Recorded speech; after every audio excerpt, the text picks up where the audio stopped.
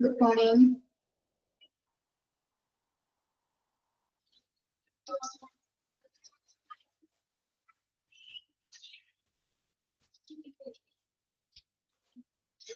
Good morning.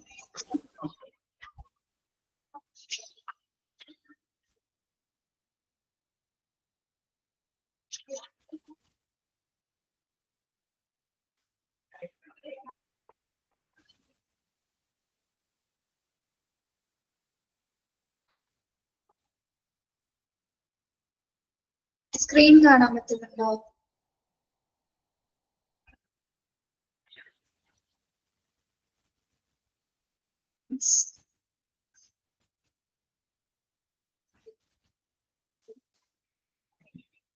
മഴയൊക്കെ മാറിയോ നിങ്ങള്?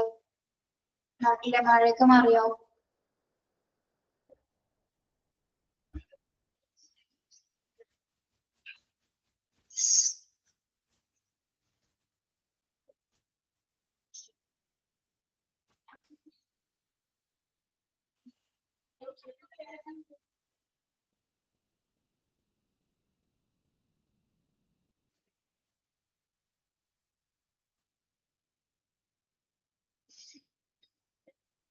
നമ്മൾ റിക്രൂട്ട്മെന്റ് പ്രോസസ്സിന്റെ സ്റ്റെപ്സുകളാണ് നോക്കിക്കൊണ്ടിരുന്നത് അല്ലെ?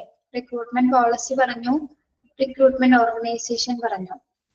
നെക്സ്റ്റ് വരുന്നത് forecast of man power requirements. Forecast of man power requirements എന്താണ്? A requisition or an intent. A requisition or an intent for recruitment should be submitted by the line official. The intent should be that checked against the post allotted to the department or branch. If the intents are found correct, the proposed recruitments are authorized and the initial pay, the scale and other admissible allowance are decided. In the end, job specifications and man specifications are decided in the consultation with the line managers. എന്താണ് forecast of man power requirements എന്ന് പറഞ്ഞാൽ?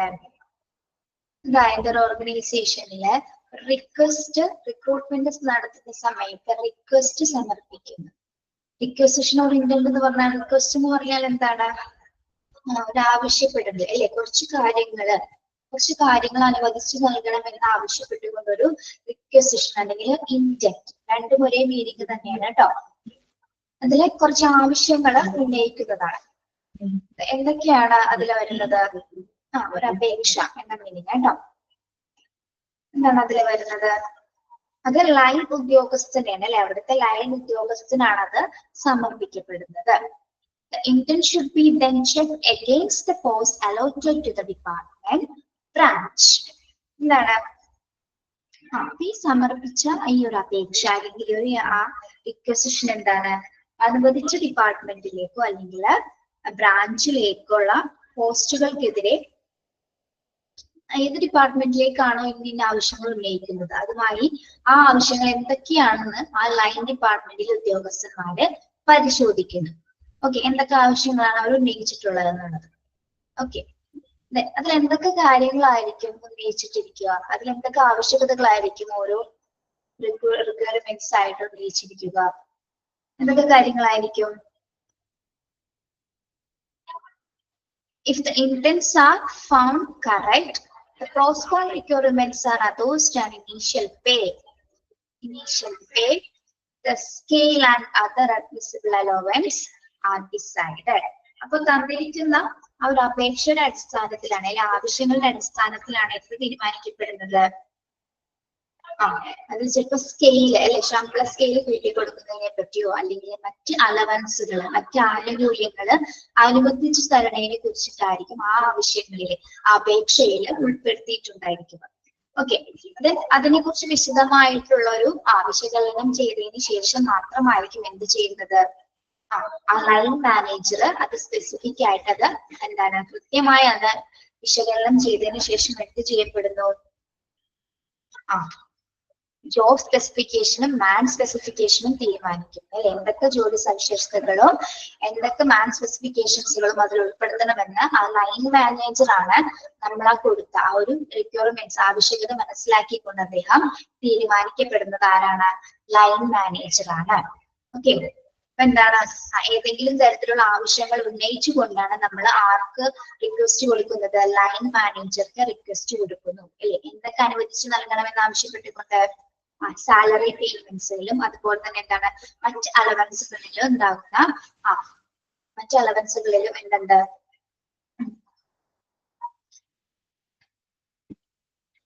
ശമ്പളം അതുപോലെ തന്നെ അലവൻസുകൾ എന്നിവയിൽ ഉണ്ടാകുന്ന മാറ്റം അല്ലെങ്കിൽ അവയെ എന്തെങ്കിലും കൂട്ടിക്കൊടുക്കണം അല്ലെങ്കിൽ ആവശ്യപ്പെട്ടുകൊണ്ടുള്ള ഒരു ഇന്റന്റ് നമ്മൾ സമർപ്പിക്കുന്നത് ആർക്കാണ്? ലൈൻ മാനേജർക്കാണ്. അദ്ദേഹമാണത് റിക്വസിഷൻ കൃത്യമായി പരിശോധിച്ചതിന് ശേഷമായിരിക്കും ഏതൊക്കെയാണ് നടത്തി കൊടുക്കാൻ സാധിക്കുക, ഏതൊക്കെ കൊടുക്കണം എന്ന് തീരുമാനിക്കുന്നത് അദ്ദേഹമാണ്. ഓക്കെ, റിക്വസിഷൻ ഓഫ് ഇന്റന്റ് എന്ന് പറഞ്ഞാൽ എന്താണ്? അതൊരു അപേക്ഷാ ഫോമാണ്. എന്തൊക്കെ ആവശ്യങ്ങൾ നിർവഹിച്ചു കിട്ടണം എന്നതുമായി ബന്ധപ്പെട്ടിട്ടുള്ള ഒരു അപേക്ഷാ ഫോമാണ് എന്ത്? റിക്വസിഷൻ ഓഫ് ഇന്റന്റ് എന്ന് പറയുന്നത്. അതിൽ എന്തൊക്കെ കാര്യങ്ങളായിരിക്കും ആവശ്യപ്പെട്ടിട്ടുണ്ടായിരിക്കുക? എന്തൊക്കെ കാര്യങ്ങളായിരിക്കും? Initial pay and other allowances അല്ലെ. ഇനീഷ്യൽ പേയും അതുപോലെ തന്നെ എന്താണ് ശമ്പള സ്കെയിലുകൾ, മറ്റ് അലവൻസുകൾ എന്നിവ ആ ഒരു അപേക്ഷയുടെ അടിസ്ഥാനത്തിലാണ് തീരുമാനിക്കപ്പെടുന്നത്. ആർക്കൊക്കെ എങ്ങനെയൊക്കെ രീതിയിൽ സ്പെസിഫൈ ചെയ്ത് കൊടുക്കണമെന്ന് തീരുമാനിക്കപ്പെടുന്നത് ആ അപേക്ഷയുടെ അടിസ്ഥാനത്തിലാണ്. ഓക്കെ, അപ്പൊ അത് റിക്രൂട്ട്മെന്റിന്റെ മറ്റൊരു പ്രോസസ്സിൽ ഉൾപ്പെടുന്ന ഒരു കാര്യമാണ് എന്താ? Forecast of man power requirements എന്ന് പറയുന്നത്.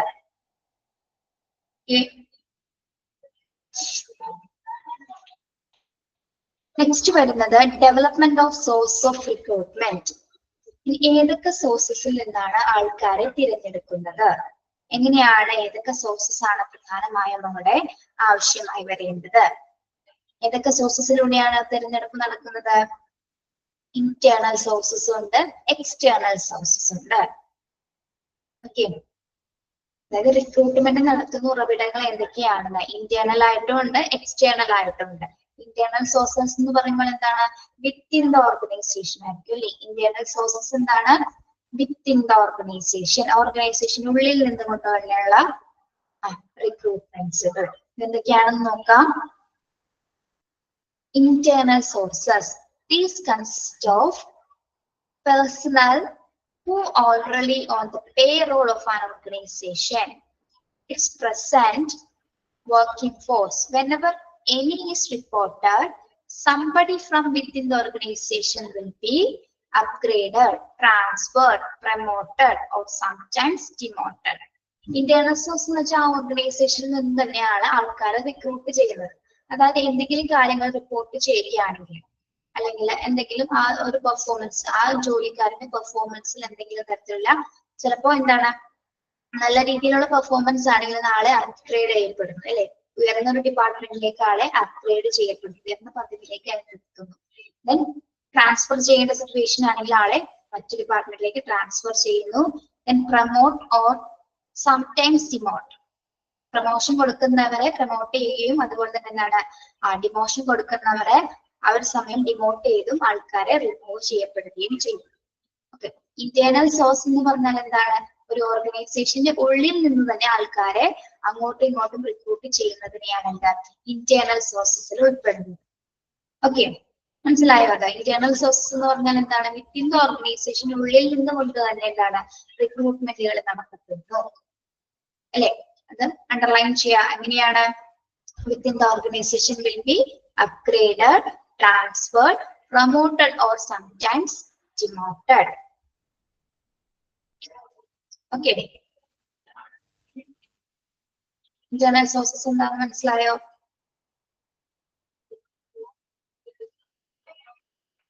internal sources എന്താണ്?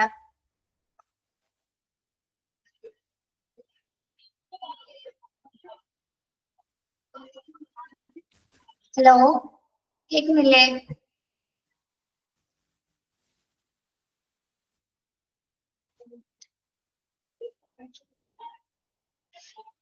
ഇന്റേണൽ സോഴ്സ് എന്ന് പറയുന്നത് എന്താണ്?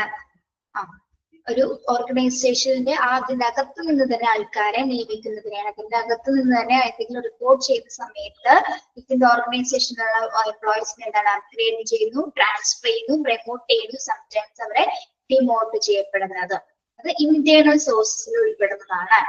ഒരു ഓർഗനൈസേഷന്റെ അകത്തുള്ള റിക്രൂട്ട്മെന്റ്സ് ആണ്.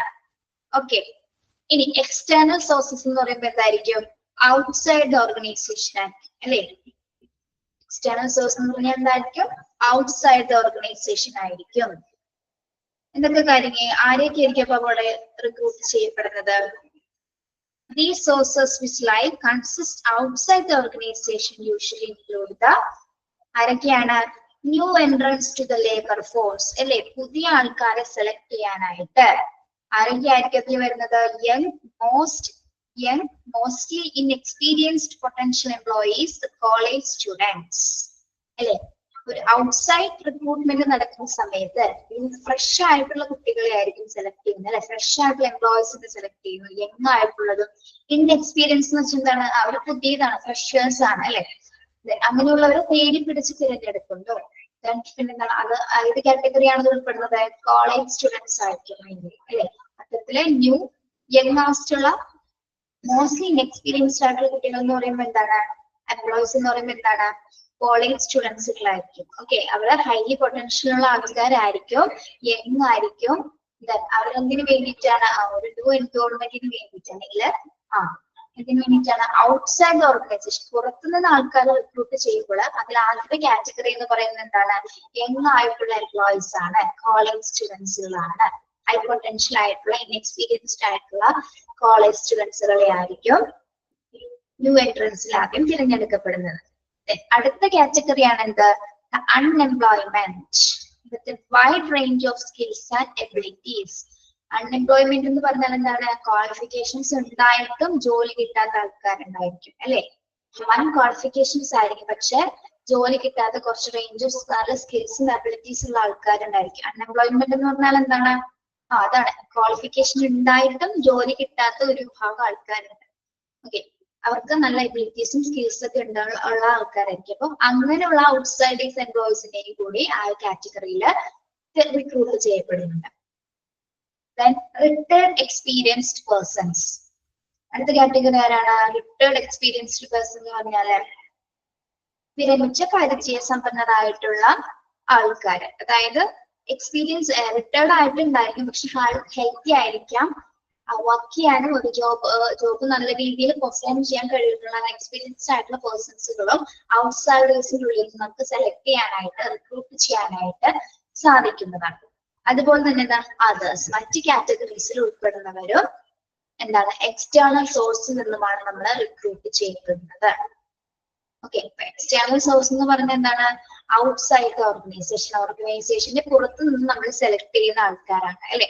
അതിൽ ആരൊക്കെയാണ് ഉൾപ്പെടുന്നത്? Usually include new entrants to the labour force, young mostly inexperienced potential employees, college students. പിന്നെ ആരൊക്കെയാണ്? The unemployed with a wide range of skills and abilities. Unemployed ആയിട്ടുള്ള ആൾക്കാരുകൾ. Then retired experienced persons. Retired ആയിട്ടുള്ള പരിചയസമ്പന്നരായിട്ടുള്ള persons. Then others, മറ്റുള്ളവർ. Okay, ഇത്രയും കാറ്റഗറിനെ ആയിരിക്കും external സോഴ്സസിൽ നിന്നും ഒരു organisation recruit ചെയ്യപ്പെടുന്നത്. ഓക്കെ, ഇന്റേണൽ സോഴ്സസിൽ എന്താണ്? വിത്തിൻ ദ ഓർഗനൈസേഷന്റെ ഉള്ളിൽ നിന്നുള്ള റിക്രൂട്ട്മെന്റ്. എക്സ്റ്റേണൽ സോഴ്സസ് എന്താണ്? ഔട്ട്സൈഡ് ദ ഓർഗനൈസേഷന് പുറത്ത് നിന്ന് കുറച്ച് ആൾക്കാരെ റിക്രൂട്ട് ചെയ്യുന്നു. അതിന് പ്രത്യേക കാറ്റഗറീസ് ആണ് എന്ത്? കോളേജ് സ്റ്റുഡൻസുകൾ, unemployed persons, retired experience persons and others എന്ന് പറയുന്നത്. ഓക്കെ, ഇതാണ് ഡെവലപ്മെന്റ് സോഴ്സ് ഓഫ് റിക്വയർമെന്റ്സ് എന്ന് പറയുന്നത്. അപ്പൊ ഈ രണ്ട് കാറ്റഗറിയിൽ നിന്നാണ് ആൾക്കാരെ റിക്രൂട്ട് ചെയ്യപ്പെടുന്നത്. ഓക്കെ, അത് ക്ലിയർ ആണോ? ഇന്റേണൽ സോഴ്സസും എക്സ്റ്റേണൽ സോഴ്സസും ക്ലിയർ ആണോ? ഇത് ഇമ്പോർട്ടന്റ് ആണ് കേട്ടോ. അടുത്തത് methods of techniques of recruitment. റിക്രൂട്ട്മെന്റിന്റെ മെത്തേഡ്സിൽ എന്തൊക്കെയാണ്? ടെക്നിക്സുകൾ എന്തൊക്കെയാണ്? രീതികൾ. പ്രധാനമായും മൂന്ന് മെത്തേഡ്സിലാണ് റിക്രൂട്ട്മെന്റ് നടത്തുന്നത്. ഒന്ന് direct method, indirect method and third party methods. Direct method എന്ന് പറഞ്ഞാൽ എന്താണ്? These consist of sending traveling recruiters, underline ചെയ്യാട്ടോ, traveling recruiters to educational and professional institutions, employees contacts with public and manner exhibits. One of the widely used direct method is that sending recruiters to colleges and technical schools. എന്താണ് direct method? അതായത് നേരിട്ടുള്ള നിയമനം എന്ന് പറഞ്ഞാൽ എന്താണ്? ആ ഓർഗനൈസേഷനിലുള്ള recruiters അല്ലെ, recruiters എന്നാണ് അവരെ പോയിട്ടാണ് സെലക്ട് ചെയ്യുന്നത്. എവിടെ പോകുന്നു? ചില എഡ്യൂക്കേഷൻ പ്രൊഫഷണൽ ഇൻസ്റ്റിറ്റ്യൂഷൻസുകള്, പിന്നെന്താണ് ടെക്നിക്കൽ സ്കൂളുകള്, കോളേജസുകൾ, അങ്ങനെ കുട്ടികളെ ഫ്രഷേഴ്സിനെ തിരഞ്ഞെടുക്കുന്നതിന് വേണ്ടിയിട്ട് ഡയറക്റ്റ് ആയിട്ട് അവിടെ പോയി അവരുടെ കോളേജില് എന്താണ് ഇന്ന ഓർഗനൈസേഷൻ തുടങ്ങുകയാണ്, അതുമായി ബന്ധപ്പെട്ട് കുറച്ച് എംപ്ലോയീസിന് ആവശ്യമുണ്ട്. അപ്പൊ അതിന് വേണ്ടിയിട്ടുള്ള പ്രത്യേക നിർദ്ദേശങ്ങളൊക്കെ അവരവിടെ പോയി പറഞ്ഞു കൊടുക്കുന്നു അല്ലെ, അവിടെ ചെന്ന് പറയുന്നു അതിന്റെ മെത്തേഡ്സുകൾ എങ്ങനെയാണ്, എന്തൊക്കെ കാര്യങ്ങളാണ്. അപ്പൊ അതിൽ താല്പര്യമുള്ള ആൾക്കാരെ അല്ലെങ്കിൽ എന്താണ് ആ ഒരു സമയം തന്നെ ചിലപ്പോൾ സെലക്ട് ചെയ്തിട്ട് റിക്രൂട്ട്മെന്റ് സെക്ഷനിലെ കുറച്ച് പേരെ ലിസ്റ്റ് തയ്യാറാക്കിയിട്ടായിരിക്കും ആ ചെല്ലുന്ന റിക്രൂട്ടേഴ്സ് തിരിച്ചു പോരുന്നത്. ഓക്കെ, അതാണ് ഡയറക്റ്റ് മെത്തേഡ്. നേരിട്ടായിട്ടാണ് അവരെ തിരഞ്ഞെടുക്കപ്പെടുന്നത്. ഈ ട്രാവലിംഗ് റിക്രൂട്ടേഴ്സ് എന്ന ഭാഗം അണ്ടർലൈൻ ചെയ്യാനാണ് ഞാൻ പറഞ്ഞത് കേട്ടോ, നമുക്ക് സ്ട്രെസ് ചെയ്തൊന്ന് മനസ്സിലാവാൻ വേണ്ടി പറഞ്ഞാണ്. ഡയറക്റ്റ് മെത്തേഡ് എന്ന് പറഞ്ഞാൽ എന്താണ്? ട്രാവൽ റിക്രൂട്ടേഴ്സ് അവിടെ ട്രാവൽ ചെയ്ത് എവിടെയാണോ, അതായത് പ്രൊഫഷണൽ ഇൻസ്റ്റിറ്റ്യൂഷൻസുകള്, ദെൻ കോളേജസുകള്, ദെൻ ടെക്നിക്കൽ സ്കൂൾസിലൊക്കെ പോയിട്ട് അവിടെ നേരിട്ട് ചെന്നിട്ട് റിക്രൂട്ട്മെന്റ് ചെയ്യുന്ന രീതിയാണ് എന്താ ഡയറക്റ്റ് മെത്തേഡ് എന്ന് പറയുന്നത്. Okay,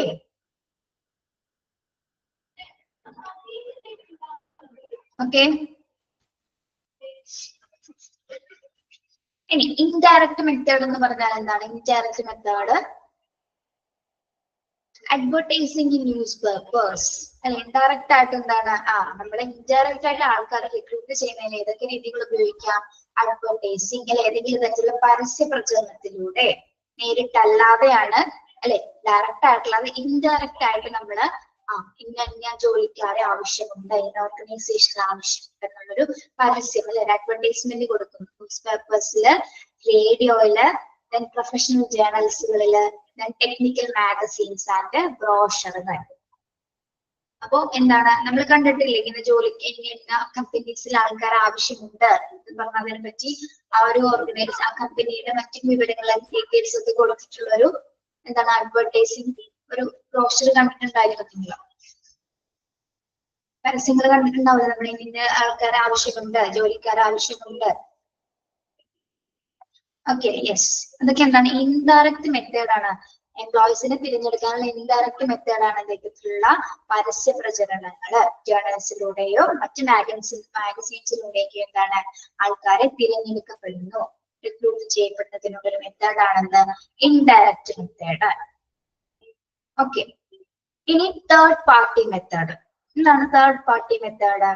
The use of commercial or private employment agencies, state agencies, placement offices of schools, colleges and professional associations, recruiting firms, management consulting firm, friends and relatives. Third party methods എന്താണ്?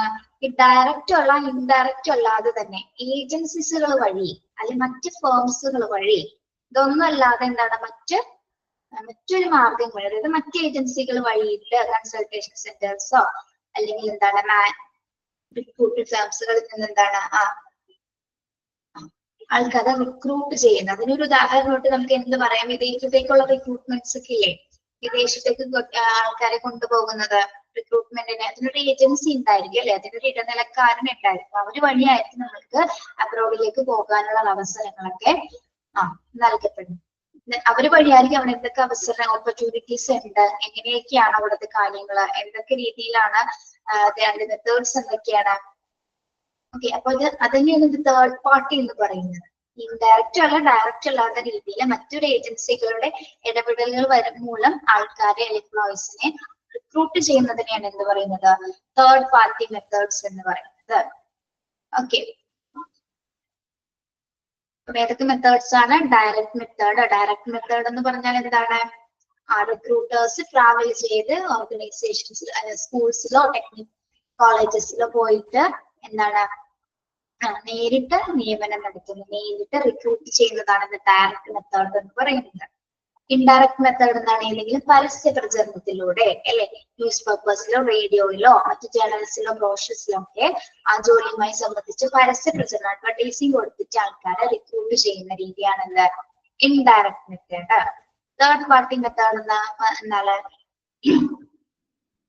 Use of commercial of private employment agencies വഴിയോ മറ്റ് ഏജൻസികൾ വഴിയായിട്ട് എന്താണ് ആൾക്കാരെ recruit ചെയ്യുന്ന പ്രോസസ്സാണ് third party methods എന്ന് പറയുന്നത്. ഈ മൂന്ന് മെത്തേഡ്സ് വഴിയാണ് എന്താണ് കമ്പനീസിലെ ആൾക്കാരെ റിക്രൂട്ട് ചെയ്യപ്പെടുന്നത്. Direct and indirect third party methods. മൂന്ന് ക്ലിയർ ആണോ?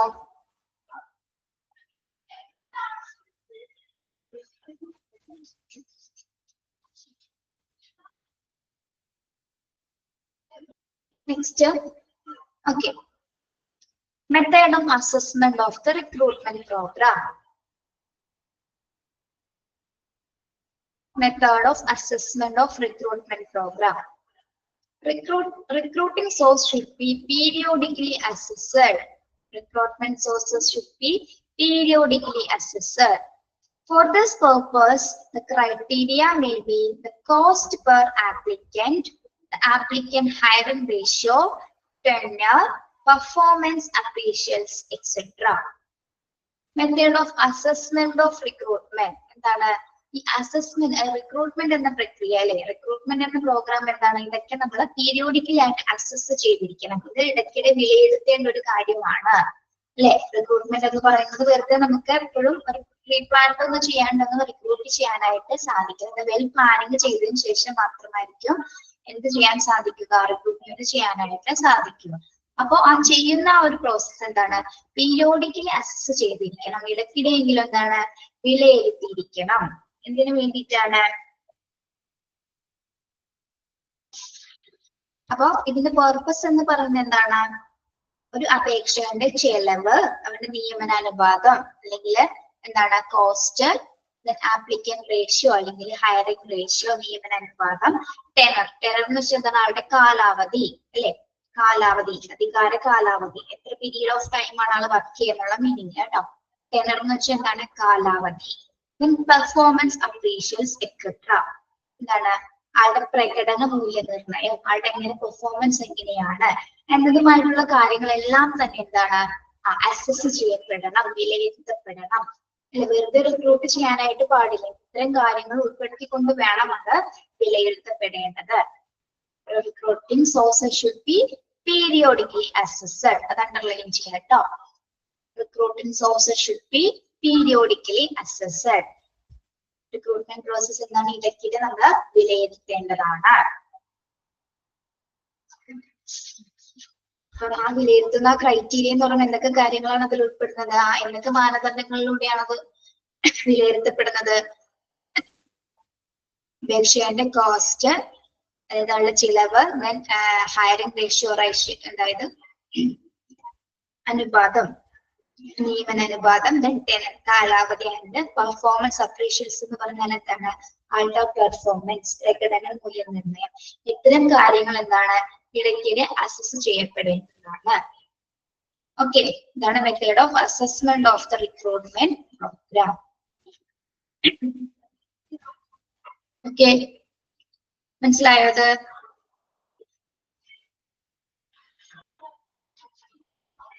ഓക്കെ,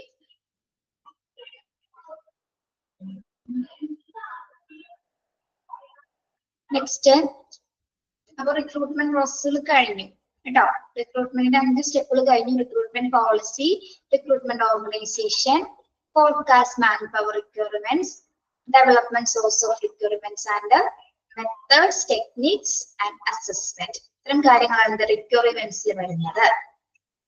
ഓക്കെ, ഈ ഒരു മെത്തേഡ്സുകൾ ഉപയോഗിച്ചിട്ടാണ് ഓരോ ഓർഗനൈസേഷനിൽ എന്ത് നടക്കപ്പെടുന്നത്, റിക്രൂട്ട്മെന്റുകൾ നടക്കപ്പെടുന്നത്. നെക്സ്റ്റ് വരുന്നത് സെലക്ഷൻ പ്രോസസ് ആണ്. സെലക്ഷൻ എന്താണ്? സെലക്ഷൻ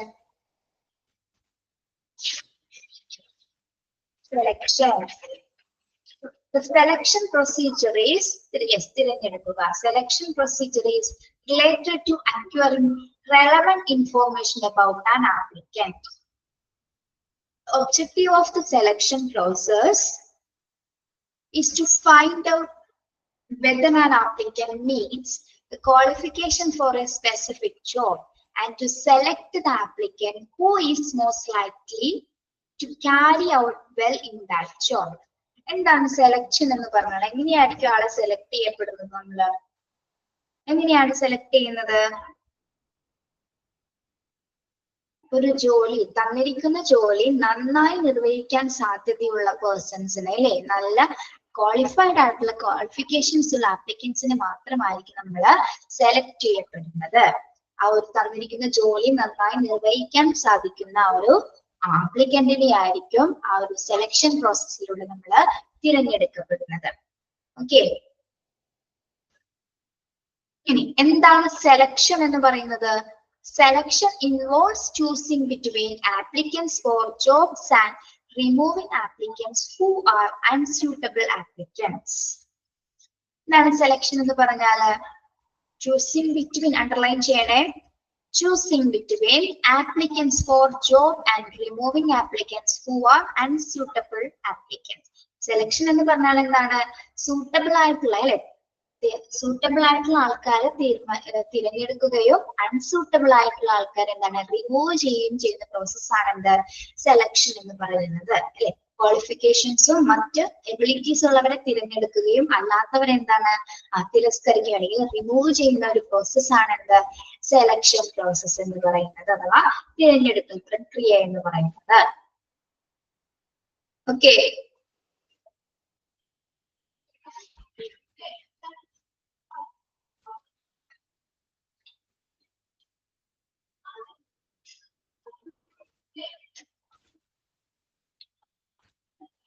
മനസ്സിലായില്ലേ പറയുന്നത്?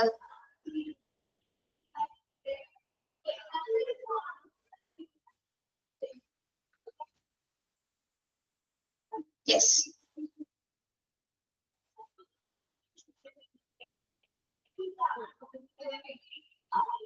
ഓക്കെ. എന്താണ്? Selection involves choosing between applicants for jobs and removing applicants who are unsuitable applicants. ഇനി why planning a selection policy. ഒരു സെലക്ഷൻ പോളിസി പ്ലാൻ ചെയ്യുന്ന സമയത്ത്, ഒരാളെ സെലക്ട് ചെയ്യുന്ന സമയത്ത് എന്തൊക്കെ കാര്യങ്ങൾ അതിൽ ഉൾപ്പെടുത്തിയിട്ടുണ്ടായിരിക്കണം? Due consideration should be given to organizational needs as well as technical and professional extents of selection procedures. ഒരു സെലക്ഷൻ പോളിസി ആസൂത്രണം ചെയ്യുമ്പോൾ ഒരാളെ സെലക്ട് ചെയ്യുന്നതിന് കുറച്ച് ക്രൈറ്റീരിയകൾ ഉണ്ടായിരിക്കും, അല്ലെ.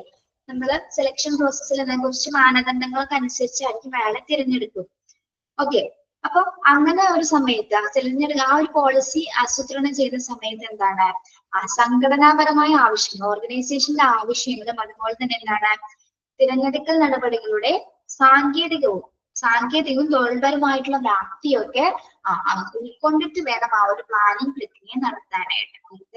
വെറുതെ അല്ല ഒരാളെ സെലക്ട് ചെയ്യില്ല, ആ ഓർഗനൈസേഷൻ ഒരു ഉദ്ദേശം ഉണ്ടായിരിക്കും, ടെക്നിക്കലി ആയിട്ട് എന്താണ് അവർക്കൊരു ഉദ്ദേശം ഉണ്ടായിരിക്കും, ഒരു ആവശ്യങ്ങൾ ഉണ്ടായിരിക്കും. അതിന് തക്ക കഴിവുള്ള ഒരു വ്യക്തിയെ തന്നെ ആയിരിക്കണം അത് തിരഞ്ഞെടുക്കേണ്ടത്. അപ്പൊ അതിന് വ്യക്തമായിട്ടൊരു പ്ലാനിങ് ഉണ്ടായിരിക്കണം, അല്ലെ. ഒരാൾ വെറുതെ പോയി നമുക്ക് സെലക്ട് ചെയ്ത് കൊണ്ടുവരാനും പാടില്ല. അതിന് കുറച്ച് ക്രൈറ്റീരിയാസ് ഉൾപ്പെടുത്തി കുറച്ച് മാനദണ്ഡങ്ങളുടെ അടിസ്ഥാനത്തിലാണ് നമ്മൾ ഒരാളെ ഒരു ഓർഗനൈസേഷനിലേക്ക് തിരഞ്ഞെടുക്കപ്പെടുന്നത്. ഓക്കെ, അപ്പൊ ആ പ്ലാനിങ്ങിൽ കുറച്ച് സ്റ്റെപ്സുകൾ പറയുന്നുണ്ട്. സെലക്ട് ചെയ്യുമ്പോൾ, ഒരു വ്യക്തിയെ സെലക്ട് ചെയ്യുന്ന സമയത്ത്, ഒരു ഓർഗനൈസേഷൻ ഒരു എംപ്ലോയീസിനെ സെലക്ട് ചെയ്യുന്ന സമയത്ത് കുറച്ച് സെലക്ഷൻ പ്രോസസ്സിലൂടെയാണ് കടന്നു പോകുന്നത്. ഓക്കെ, എന്തൊക്കെ കാര്യങ്ങളാണ്? Reception or preliminary interview or screening. Reception or preliminary interview or screening. First സെലക്ഷന്റെ ഫസ്റ്റ് സ്റ്റെപ്പ് എന്ന് പറഞ്ഞാൽ എന്താണ്? സ്ക്രീനിങ്, അല്ലെങ്കിൽ ഇന്റർവ്യൂ. എന്താണത്? എങ്ങനെയാണത്? സ്ക്രീനിങ് ഓർ ഇന്റർവ്യൂ എന്ന് പറഞ്ഞാല്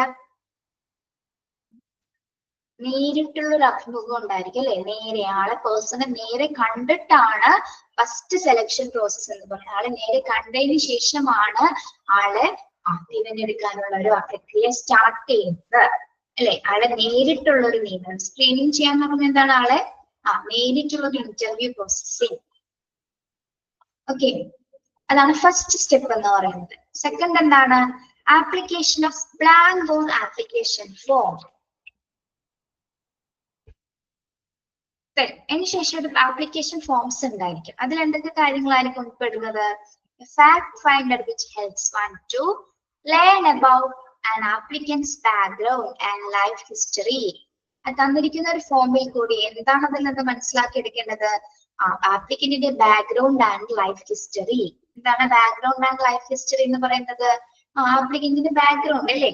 ആളുടെ ചുറ്റുപാട് എങ്ങനെയാണ്, ലൈഫ് ഹിസ്റ്ററി എങ്ങനെയാണ് എന്നുള്ള കാര്യങ്ങൾ ആ ഒരു ഫോമില്, ആപ്ലിക്കേഷൻ ഫോംസിൽ എഴുതത്തക്ക രീതിയിലുള്ള ചോദ്യങ്ങളിലായിരിക്കും അത് ഉൾപ്പെടുത്തിയിട്ടുണ്ടാവുക.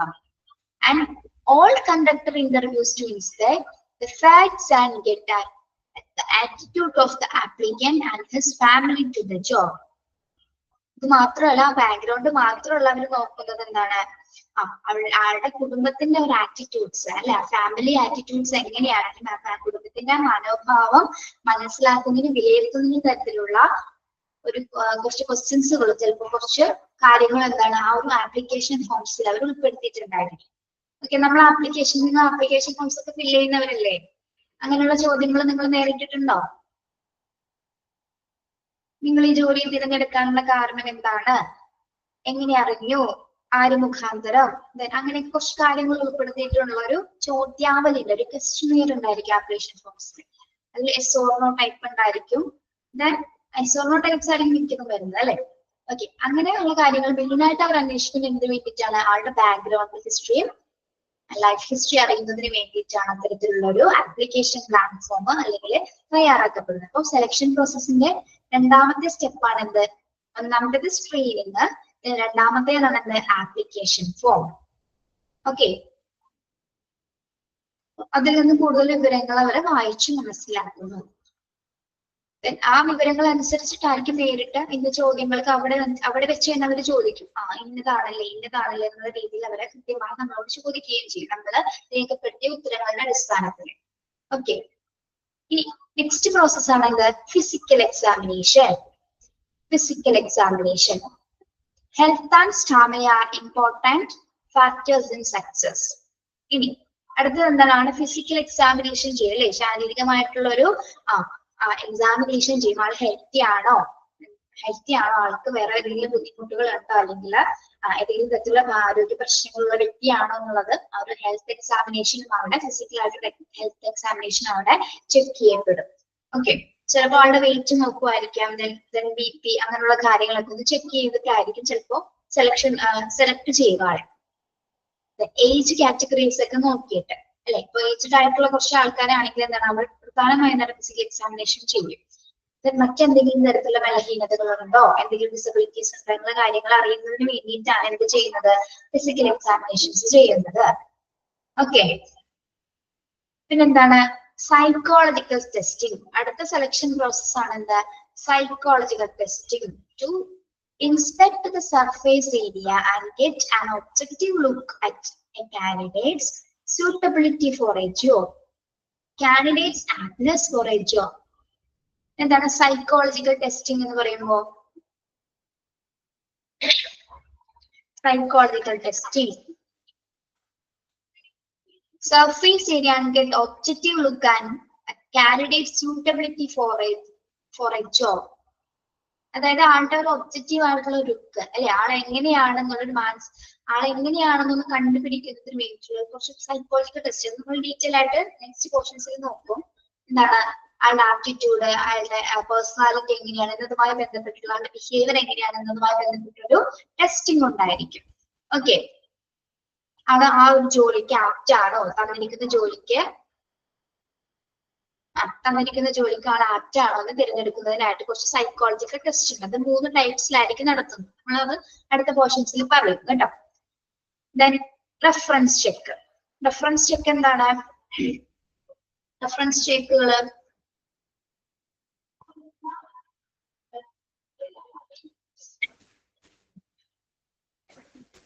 റെഫറൻസ് ചെക്ക് എന്താണ്?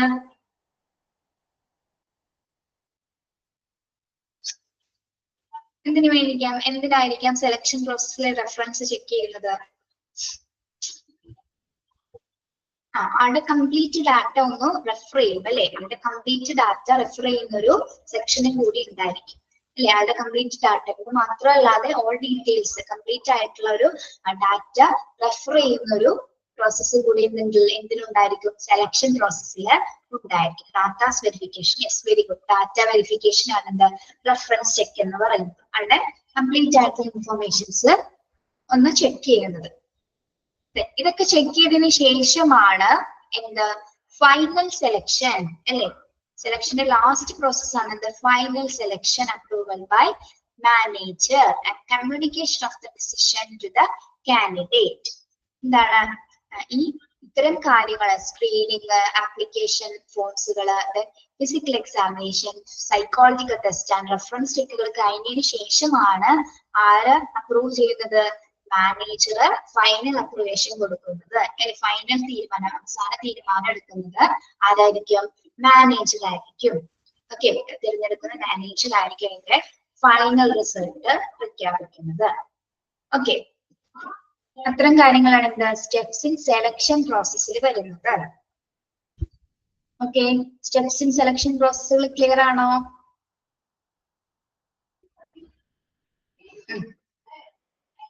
Screening, application, physical examination, psychological test, reference check and final selection approval. Okay. നമ്മൾ പറഞ്ഞു സെലക്ഷൻ പ്രോസസ്സില് എന്താണ് സൈക്കോളജിക്കൽ ടെസ്റ്റിംഗ് നടക്കുന്നു അല്ലെ? എന്തൊക്കെ സൈക്കോളജിക്കൽ ടെസ്റ്റിംഗ് ആയിരിക്കും അതിൽ വരുന്നത്? സൈക്കോളജിക്കൽ ടെസ്റ്റ് മനഃശാസ്ത്രപരമായിട്ട് കുറച്ച് ടെസ്റ്റുകൾ നടത്തും അല്ലെ? കുറച്ച് പരീക്ഷണങ്ങൾ. എന്തൊക്കെയാണ്? Classification of type of psychological test. Psychological test നമ്മൾ 3 ആയിട്ട് ഇവിടെ ക്ലാസിഫൈ ചെയ്യുന്നുണ്ട് അല്ലെ? Aptitude test, achievement test, personality test. Okay, അപ്പൊ ഫസ്റ്റ് കാറ്റഗറി എന്താണ്? as per of human behavior. Test categorized into aptitude test, achievement test, personality test and interest test. അല്ലെ? Human ബിഹേവിയറിന് മൊത്തം അല്ലെ? ഹ്യൂമൻ ബിഹേവിയർ എങ്ങനെയാണ് കാൽക്കുലേറ്റ് ചെയ്യുന്നതിന് വേണ്ടിയിട്ടാണ് ഇത്തരത്തിലൊരു ടെസ്റ്റുകൾ നിർണ്ണയിക്കപ്പെടുന്നത് അല്ലെങ്കിൽ നടത്തപ്പെടുന്നത് അല്ലെ? ഫസ്റ്റ് വരുന്ന എന്താണ്? Aptitude test. ആളുടെ ആപ്റ്റിറ്റ്യൂഡ് അളക്കുന്നതിന് വേണ്ടിയിട്ട്, മനോഭാവം അളക്കുന്നതിന് വേണ്ടിയിട്ട്. ഓക്കെ, എന്താണ് ആപ്റ്റിറ്റ്യൂഡ് ടെസ്റ്റ് എന്ന് പറഞ്ഞാല്? Try to test your ability to carry out tasks and react to situations at work. എന്താണ് ആപ്റ്റിറ്റ്യൂഡ് എന്ന് പറഞ്ഞാൽ? എന്താണ്? മനോഭാവമാണ് അല്ലെ? Try to test your ability test ചെയ്യുന്നതിന് വേണ്ടിയിട്ട് ഒരാളുടെ എബിലിറ്റി, അയാളുടെ ഒരു കാര്യക്ഷമത എത്രത്തോളം ഉണ്ടത്, ഓരോ ടാസ്കിൽ എത്രത്തോളം ഉണ്ടെന്ന് കൈകാര്യം ചെയ്യുന്നതിന് വേണ്ടിയിട്ടാണ്. അല്ലെങ്കിൽ ഒരു ജോലി തന്നാൽ അയാൾ ഏത് മനോഭാവത്തോട് അതിനെ സമീപിക്കും എന്നതുമായി ബന്ധപ്പെട്ടിട്ടുള്ള ആപ്റ്റിറ്റ്യൂഡ് ടെസ്റ്റുകളായിരിക്കും ആദ്യം ഈ സൈക്കോളജിക്കൽ ടെസ്റ്റിൽ നടക്കുന്നത്. അപ്പൊ അതിനുമായി ബന്ധപ്പെട്ട് കുറച്ച് മെത്തേഡ്സുകൾ ഉണ്ടായിരിക്കും. ആപ്റ്റിറ്റ്യൂഡ് ടെസ്റ്റ് അളക്കുന്നതിനുള്ള കുറച്ച് മെത്തേഡ്സ് അല്ലെങ്കിൽ എന്തെങ്കിലും സിറ്റുവേഷൻസ് ഒക്കെ അവർക്ക് പ്രൊവൈഡ് ചെയ്യും വർക്കുമായി ബന്ധപ്പെട്ട്. എന്നിട്ടാണ് എന്ത് അളവിൽ വ്യക്തമായി നല്ലോണം ചെയ്യുന്നുണ്ടോ, നന്നായി പെർഫോം ചെയ്യുന്നുണ്ടോ എന്നൊക്കെ കൃത്യമായിട്ട് നിരീക്ഷിക്കപ്പെടുന്നത്. ഓക്കെ, അതാണ് ആപ്റ്റിറ്റ്യൂഡ് ടെസ്റ്റ് എന്ന് പറയുന്നത്. ഇനി അച്ചീവ്മെന്റ് ടെസ്റ്റ് എന്ന് പറഞ്ഞാൽ എന്താണ്?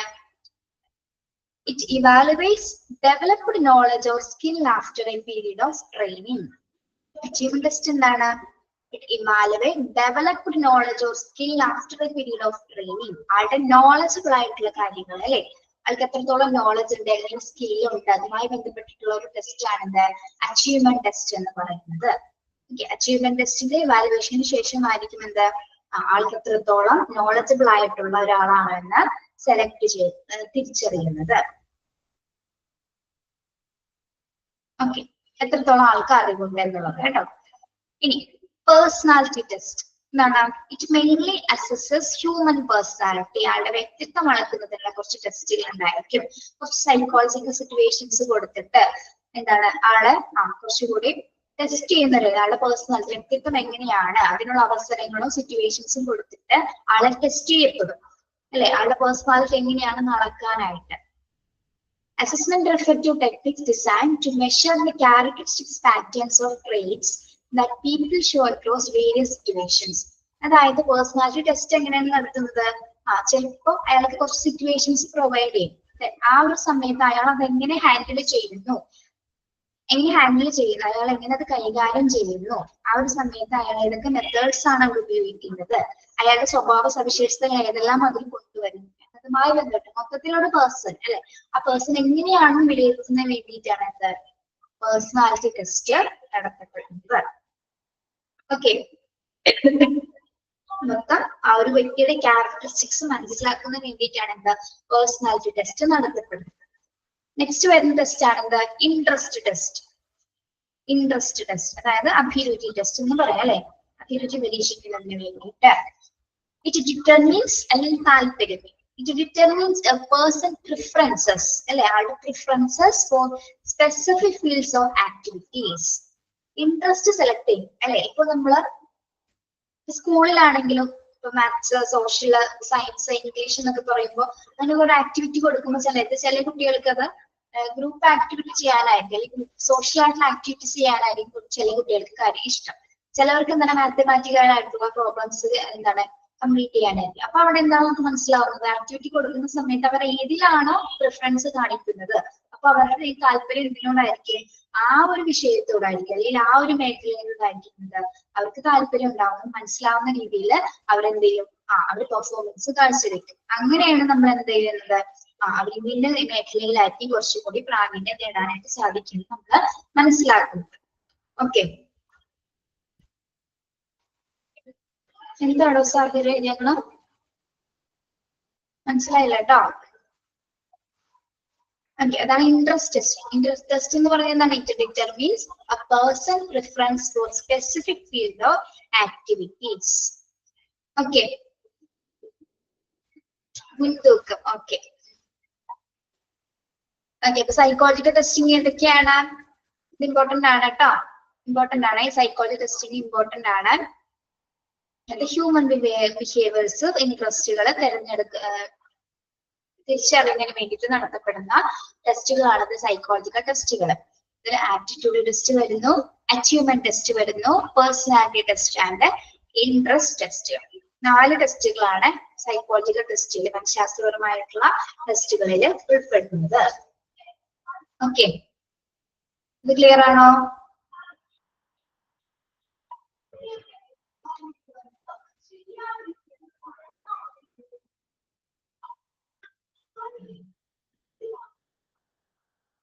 ഇനി സൈക്കോളജിക്കൽ ടെസ്റ്റില് ഇനി കുറച്ചുകൂടി കാര്യങ്ങൾ വരുന്നുണ്ട്. On the basis of use of testers, എന്താണ് on the basis of use of testers, അതായത് ഉപയോഗത്തിന്റെ അടിസ്ഥാനത്തിൽ, ആ യൂസസിന്റെ അടിസ്ഥാനത്തിൽ കുറച്ച് ടെസ്റ്റുകൾ കൂടി ഈ സൈക്കോളജിക്കൽ ടെസ്റ്റിന്റെ വിഭാഗത്തിൽ ഉൾപ്പെടുന്നു. കുറച്ച് കാറ്റഗറി ഇതിൽ വരുന്നുണ്ട്. പ്രധാനമായും 3 കാറ്റഗറീസ് ആണ് ഉൾപ്പെടുന്നത്, 3 ബ്രോഡ് കാറ്റഗറീസ്. മൊത്തത്തിൽ 4 ഉണ്ട്, അതിൽ 3 പ്രധാനപ്പെട്ടതാണ്. Okay,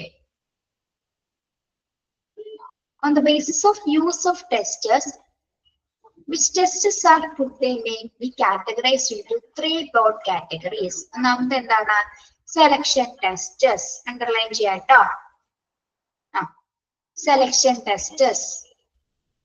These tests are done to select apt candidates for a particular job. Selection test എന്തിനു വേണ്ടിയാണ് നമ്മൾ നടത്തുന്നത്, ഏതൊക്കെ കാൻഡിഡേറ്റ്സ് അവർക്ക് ആപ്റ്റ് ആയിട്ടുള്ള ഏതൊക്കെ ജോലികളാണ് അവർക്ക് ചെയ്യാൻ സാധിക്കുന്നത് കണ്ടെത്താനുള്ള ഒരു ടെസ്റ്റ് ആണ് എന്ത്, സെലക്ഷൻ ടെസ്റ്റ് എന്ന് പറയുന്നത്. അത് ചിലപ്പോൾ റിട്ടേൺ ആയിരിക്കാം, അല്ലെങ്കിൽ എന്തെങ്കിലും സിറ്റുവേഷനിലെ ആയിട്ടുള്ള ടെസ്റ്റുകളായിരിക്കാം.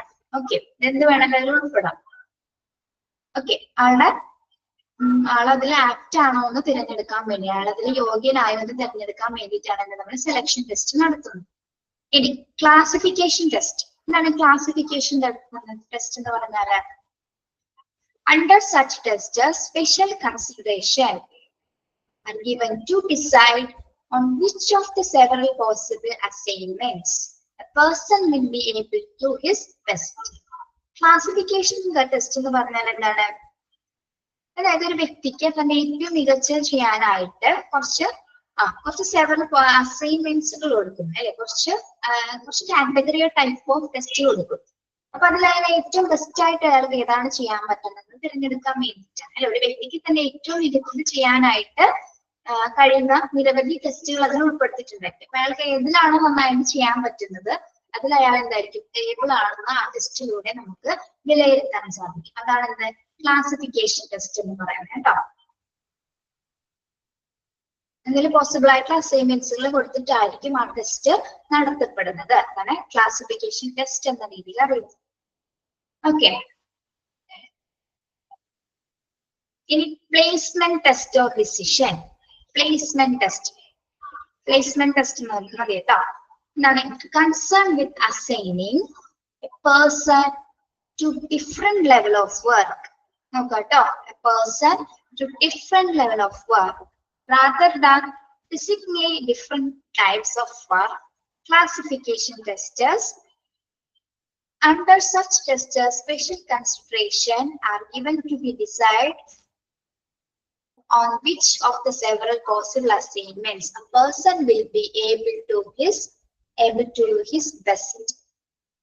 എന്താണ് പ്ലേസ്മെന്റ് ടെസ്റ്റ് എന്ന് പറഞ്ഞാൽ?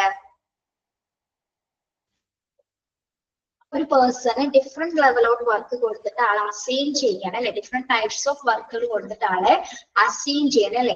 ആൾക്ക് പല രീതിയിലുള്ള വർക്കുകൾ കൊടുക്കും. ദെൻ അതിൽ നിന്ന് എന്താണ് പല രീതിയിലുള്ള ടെസ്റ്റുകൾ അതിൽ അവൈലബിൾ ആക്കിക്കൊണ്ട് അതിൽ ഏതാണ് അയാൾ ബെസ്റ്റ് ആയിട്ട് ചെയ്യപ്പെടുന്നത്, അയാൾക്ക് ഏതിലാണ് ബെസ്റ്റ് ആയിട്ട് പെർഫോം ചെയ്യാൻ സാധിക്കുന്ന രീതിയിൽ സെലക്ട് ചെയ്യുന്നതിനുള്ള ടെസ്റ്റ് ആണ് എന്താ പ്ലേസ്മെന്റ് ടെസ്റ്റ് എന്ന് പറയുന്നത്.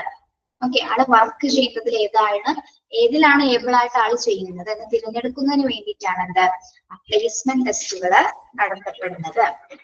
ഇത് വ്യത്യസ്തമായിട്ടുള്ള തരത്തിലുള്ള ജോലികൾക്ക് വ്യത്യസ്തമായിട്ടുള്ള ജോലികളായിരിക്കും അയാളെ ഏൽപ്പിക്കുക. ഏതാണ് അയാൾ നന്നായിട്ട് ചെയ്യപ്പെടുന്നത് എന്ന് സെലക്ട് ചെയ്യാൻ വേണ്ടിയിട്ടാണ് എന്താ പ്ലേസ്മെന്റ് ടെസ്റ്റ് കണ്ടക്ട് ചെയ്യുന്നത്. ഓക്കെ, അപ്പൊ അയാൾക്ക് എന്താണ് അതിൽ ഏറ്റവും മികച്ച പെർഫോമൻസ് കാഴ്ചവെക്കാനായിട്ട് ഏതെങ്കിലും ഒരു വർക്ക് ഉണ്ടായിരിക്കും. അപ്പൊ അയാൾ എന്താ ചെയ്യും, അതിൽ കൂടുതലായിട്ട് പെർഫോമൻസ് കാഴ്ചവെക്കാനായിട്ട് അദ്ദേഹം ശ്രമിക്കും.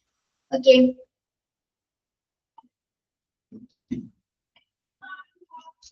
അതനുസരിച്ചിട്ടാണ് ആൾക്ക് എന്ത് കൊടുക്കുന്നത്, സ്പെഷ്യൽ കൺസിഡറേഷൻസ് ഒക്കെ കൊടുക്കപ്പെടുന്നത്. ഓക്കെ, ആ വർക്ക് എത്ര മനസ്സിലാക്കുന്ന ഒരു വർക്ക് എത്രത്തോളം അദ്ദേഹം ഏബിൾ ആയിട്ട് ചെയ്യുന്നുണ്ടോ, ആത്മാർത്ഥമായിട്ടാണ് ചെയ്യുന്നുണ്ടോ എന്ന് സെലക്ട് ചെയ്യാൻ വേണ്ടിയിട്ടാണ് പ്ലേസ്മെന്റ് ടെസ്റ്റുകൾ കണ്ടക്ട് ചെയ്യപ്പെടുന്നത്. അത് വ്യത്യസ്തമായിരിക്കും, ഡിഫറെന്റ് ടൈപ്സ് ഉള്ള ടെസ്റ്റുകളായിരിക്കും അത്. ഓക്കെ, ഇനി പ്ലേസ്മെന്റ് ടെസ്റ്റ് ഓർ ഡിസിഷൻ.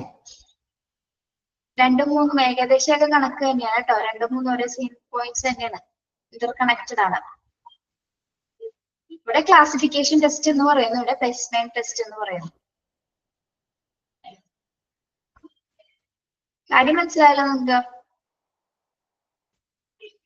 എല്ലാം ഒരേ മീനിങ് തന്നെ വരുന്നു, പോയിന്റ് വൈസ് കൊടുത്തിട്ടുണ്ടെന്നുള്ളൂ. ഓക്കെ, ഇനി placement test or decision. It is mainly concerned with assigning a person to different level of work rather than evidently different types of work. അതെന്താ പറയുന്നത്? Same തന്നെയാണ് ഇവിടെ കൊടുത്തിരിക്കുന്നത്.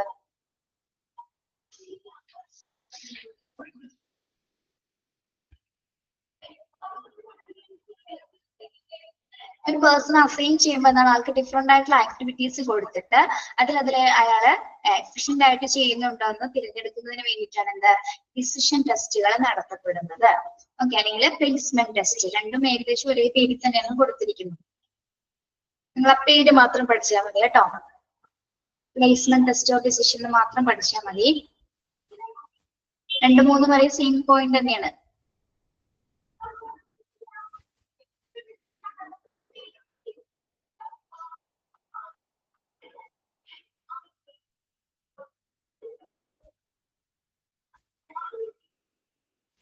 ശരിയാണല്ലോ.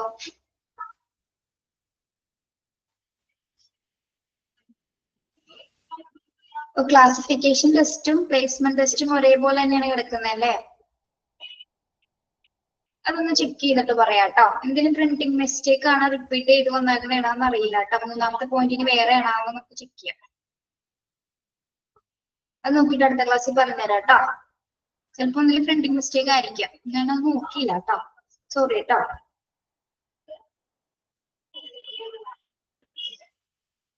ഇവിടെ അങ്ങനെയല്ല വന്നിരിക്കുന്നത്. ഇവിടെ സെയിം പേര് തന്നെയല്ലേ വന്നിരിക്കുന്നത്.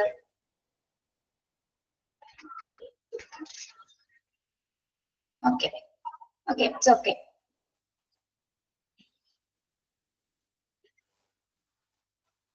അത് അടുത്ത പ്രാവശ്യം നോക്കിയിട്ട് അത് ക്ലിയർ ചെയ്ത് തരാം കേട്ടോ. എനിക്കത് നോക്കണം, റിപ്പീറ്റ് ആയിട്ടാണ് നന്നാക്കുന്നത്. പക്ഷെ നമ്മൾ ക്ലാസിഫിക്കേഷൻ ടെസ്റ്റ് ആണോ പ്ലേസ്മെന്റ് ടെസ്റ്റ് ആണോ എന്ന് പഠിക്കേണ്ട ഏതാണെന്ന് നോക്കണ്ടേ. ചില സമയം കെട്ടിങ് വല്ല മാറിയാണ് കിടക്കണമെങ്കിലോ. അതാണ് കേട്ടോ, ഇതൊന്ന് ചെക്ക് ചെയ്തിട്ട് പറയാം കേട്ടോ. ഓക്കെ, നോക്കിയേ അടുത്തത് നോക്കിയേ. Individual or group test. Individual test is a test in which a single individual is tested at a time and also observe his behavior carefully throughout the testing period. എന്താണ് individual test എന്ന് പറഞ്ഞാല്? ഒരു single ആയിട്ടൊരു individual അല്ലെ, single ആയിട്ടൊരു പേഴ്സണെ നമ്മൾ test ചെയ്യുന്നത്, ഒബ്സർവ് ചെയ്യുന്ന, ആളുടെ ബിഹേവിയർ എങ്ങനെയാണെന്ന് കെയർഫുൾ ആയിട്ട് പഠിക്കുന്ന ഒരു ടെസ്റ്റ് ചെയ്യുന്ന ഒരു പീരീഡ് ആണ് എന്താ ഇൻഡിവിജ്വൽ ടെസ്റ്റ് എന്ന് പറയുന്നത്, വ്യക്തിഗതമായിട്ടുള്ള ടെസ്റ്റുകൾ. ഇനി ഗ്രൂപ്പ് ടെസ്റ്റ് എന്ന് പറയുമ്പോൾ എന്തായിരിക്കും? അതിനൊരു ഫോർമാറ്റ് ഉണ്ടായിരിക്കും അല്ലെ. Group test R normally done in A format. ഒരു ഫോർമാറ്റിന്റെ ബേസിസിലായിരിക്കും കുറച്ച് കാര്യങ്ങൾ ഉൾപ്പെടുത്തിക്കൊണ്ടായിരിക്കും അത് തയ്യാറാക്കപ്പെട്ടിരിക്കുന്നത്. ഗ്രൂപ്പ് ടെസ്റ്റ് എന്ന് പറയുമ്പോൾ ഒരു പ്രത്യേക ക്രൈറ്റീരിയ അതിന് നൽകിയിട്ടുണ്ടായിരിക്കും. ചിലപ്പോൾ ഗ്രൂപ്പ് ഡിസ്കഷൻസ് കൊടുക്കാം, അല്ലെങ്കിൽ ഗ്രൂപ്പ് അതർ ആക്ടിവിറ്റീസ് കൊടുക്കാം. ഓക്കെ, അപ്പൊ അങ്ങനെ കാര്യങ്ങൾ കൊടുത്തിട്ടായിരിക്കും അവിടെ ഗ്രൂപ്പിൽ ആളെങ്ങനെ പെർഫോം ചെയ്യുന്നതെന്ന് അളക്കാൻ വേണ്ടിയിട്ടാണ് എന്താ ഗ്രൂപ്പ് ടെസ്റ്റുകൾ പ്രൊവൈഡ് ചെയ്യപ്പെടുന്നത്. Individual to record his some response and can be simultaneously given to a member of individuals without any special need of observing their behavior. ഗ്രൂപ്പിൽ ആളെങ്ങനെ ബിഹേവ് ചെയ്യുന്നു, ഒരേ സമയം ഇൻഡിവിജ്വൽ ആയിട്ടും ഗ്രൂപ്പായിട്ടും ആളെ എങ്ങനെ സിമുലേറ്റൻസിൽ എന്ന് വെച്ചാൽ ഒരേ സമയം എന്നുള്ള മീനിങ് കേട്ടോ. ഇൻഡിവിജ്വൽ ആയിട്ടും ഗ്രൂപ്പിലായിട്ടും ആളെ എങ്ങനെ ബിഹേവ് ചെയ്യുന്നത് ടെസ്റ്റ് ചെയ്യാൻ വേണ്ടിയിട്ടാണ് എന്ത് നടത്തപ്പെടുന്നത്, ഇൻഡിവിജ്വൽ ടെസ്റ്റിങ്ങും ഗ്രൂപ്പ് ടെസ്റ്റിങ്ങും നടത്തപ്പെടുന്നത്. ഓക്കെ, underline ചെയ്യാം. Individual or group test. Individual test is A test in which A single individual, ഇത് കംപ്ലീറ്റ് ആയിട്ട് അണ്ടർലൈൻ ചെയ്തോ കേട്ടോ, കിട്ടാലും മതി. Okay,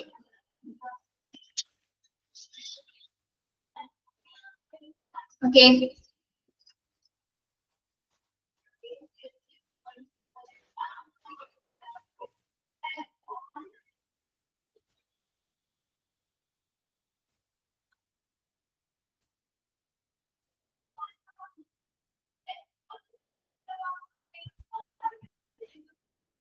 okay. നെക്സ്റ്റ് നമുക്ക് ഇന്റർവ്യൂ കൂടി നോക്കാം കേട്ടോ. സെലക്ഷൻ പ്രോസസ്സ് കഴിഞ്ഞു.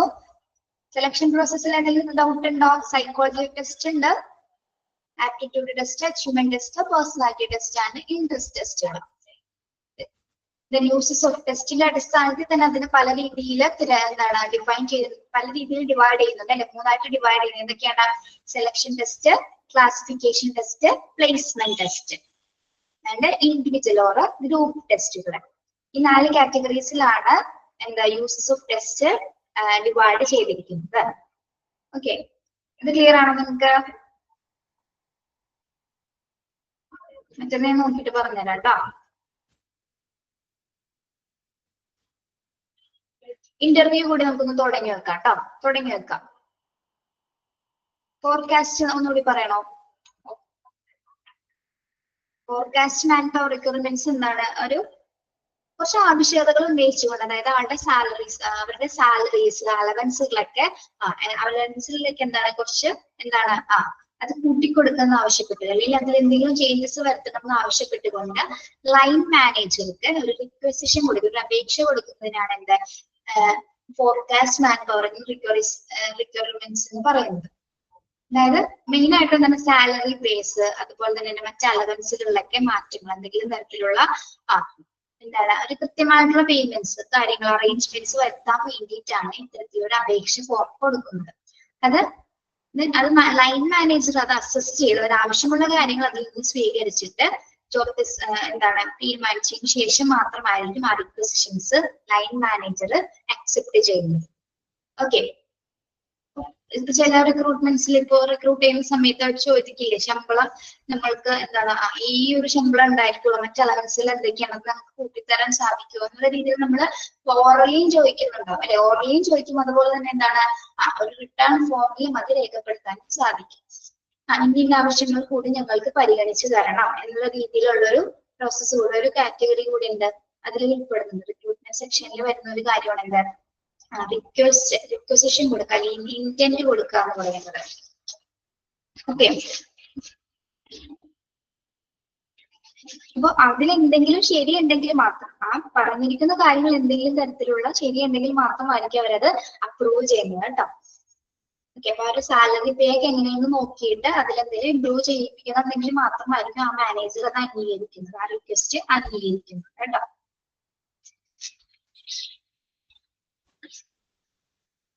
ഓക്കെ,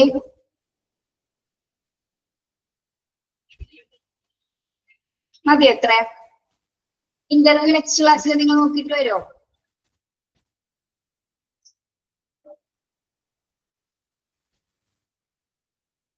തുടങ്ങി വെക്കാൻ എന്താണ് പോലെ പോലെ പോലെ ഇപ്പം പറഞ്ഞൊക്കെ തീരുള്ളൂ ചാപ്റ്റർ. ഇന്റർവ്യൂ എന്താണെന്ന് അറിയാലോ നമുക്ക്. Interview is a formal meeting ആണ്. One more persons question assess another person. ഒരു പേഴ്സണെ ഒന്നോ അതിൽ കൂടുതൽ ആൾക്കാർ എന്താണ് അസസ് ചെയ്യുന്ന ഒരു മീറ്റിംഗ്, നേരിട്ടുള്ള ഒരു തിരഞ്ഞെടുക്കൽ പ്രക്രിയയാണ് എന്ത് ഇന്റർവ്യൂ അഥവാ അഭിമുഖം എന്ന് പറയുന്നത്. Okay, most widely used selection tool is probably the interview. ഏറ്റവും മോസ്റ്റ് സൂട്ടബിൾ ആയിട്ടുള്ള ഒരു സെലക്ഷൻ പ്രക്രിയയാണ് എന്ത് ഇന്റർവ്യൂ അഥവാ അഭിമുഖം എന്ന് പറയുന്നത്. Okay, it is a most complex selection technique since the scope of consists of measuring all the relevant characteristics and interpreting and classifying all other information about the applicant. ഇന്റർവ്യൂടെ കൂടിയാണ് നമ്മള് ബാക്കിയുള്ള ടെസ്റ്റുകൾ മാറ്റി വെച്ച് നോക്കുമ്പോൾ ഇന്റർവ്യൂ കൂടി ഈ ഒരു ഇന്റർവ്യൂ ചെയ്യുന്ന സമയത്താണ് ആളുടെ എല്ലാ ക്യാരക്ടറിസ്റ്റിക്സുകളും അല്ലെ എല്ലാ കാര്യങ്ങളും ആ ഒറ്റ മൊമെന്റിൽ നമുക്ക് തിരിച്ചറിയാൻ സാധിക്കുന്നത് എപ്പോഴാണ് നമ്മൾ നേരിട്ട് ആളെ നേരിൽ മുഖാമുഖം കാണുമ്പോഴാണ് ആളെ എങ്ങനെയാണെന്ന് ആളുടെ നോളജ് എങ്ങനെയാണെന്ന് നമുക്ക് നേരിട്ട് അറിയാൻ സാധിക്കുന്നത് അല്ലെ. അപ്പൊ അതൊരു കുറച്ച് കോംപ്ലക്സ് ആയിട്ടുള്ള ഒരു സെലക്ഷൻ പ്രോസസ്സ് തന്നെയാണ് എന്ത് അഭിമുഖം അഥവാ ഇന്റർവ്യൂ എന്ന് പറയുന്നത്. ഇത് ഇന്റർവ്യൂവിന്റെ ഒരു ഡെഫിനിഷൻ ഇവിടെ കൊടുത്തിട്ടുണ്ട്. Interview is defined as a selection technique which enables the employer to view the total. എന്താണ് ഒരു അപ്ലിക്കന്റിനെ അല്ലെങ്കിൽ ഒരു തൊഴിലാളി നമുക്ക് നേരിട്ട് കണ്ട് ആളെ ഡിഫൈൻ ചെയ്ത് സെലക്ട് ചെയ്യാൻ പറ്റുന്ന ഒരു പ്രോസസ്സാണ് എന്ത് ഇന്റർവ്യൂ എന്ന് പറയുന്നത്. ഇറ്റ്സ് എ സെലക്ഷൻ ടെക്നിക്, ഒരു സെലക്ഷൻ പ്രോസസ് ടെക്നിക് ആണ്. enable the employer to view the total. ആളെ മൊത്തമായിട്ട് നമുക്ക് കണ്ട് നേരിട്ട് തിരഞ്ഞെടുക്കാൻ പറ്റുന്ന ഒരു പ്രോസസ്സാണ് എന്ത് ഇന്റർവ്യൂ എന്ന് പറയുന്നത്. ഓക്കെ, അത്രയും മതി. എത്ര ഒന്ന് വായിച്ചിട്ട് വരാം കേട്ടോ. Thank you.